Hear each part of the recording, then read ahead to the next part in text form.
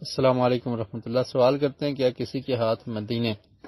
آپ صلی اللہ علیہ وسلم کی قبر اطہر پر سلام بھیجنا ثابت ہے تو کیسے سلام کہے گا؟ یہ سب سے پہلی بات یہ ہے کہ جو حضرات سلام بھیجتے ہیں اکثر ان کا عقیدہ تو یہ ہے کہ نبی کریم صلی اللہ علیہ وسلم ہر جگہ پہ حاضر ناظر ہیں، اور کہتے ہیں کہ وہ ہماری مجلسوں میں آتے ہیں، اور یہ بھی ان کا دعویٰ ہے کہ اللہ کے رسول کو غیب کا علم تھا، تو پھر آپ کو بھیجنے کی کیا ضرورت ہے؟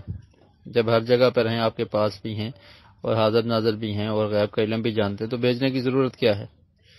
تو یہ الزامی جواب ہے۔ دوسرا جواب اس کا یہ ہے کہ آپ صلی اللہ علیہ وسلم کی قبر پر سلام بھیجنا کسی کے ہاتھ، اس کا کوئی ثبوت نہیں ہے،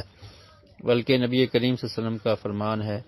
کہ اللہ رب العالمین نے زمین پر فرشتوں کی ڈیوٹی لگا رکھی ہے، سیاحین فی الارض، وہ زمین میں چکر لگاتے ہیں، جو انسان بھی مجھ پہ سلام پڑھتا ہے، درود پڑھتا ہے، تو وہ فرشتے مجھ پر پہنچا دیتے ہیں، تو اس لیے آپ کو تکلف کرنے کی ضرورت نہیں ہے۔